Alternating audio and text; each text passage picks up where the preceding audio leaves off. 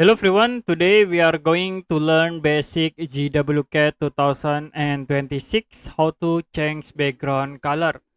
So if you want to change background color in ZWCAD, you can type OP, press enter to show the option dialog box, and then you can go to display tab, click on color button.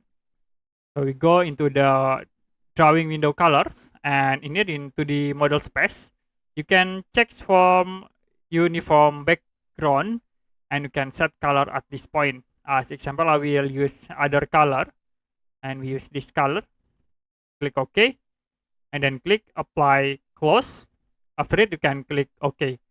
So the background color in this 2D model space will be automatically changed.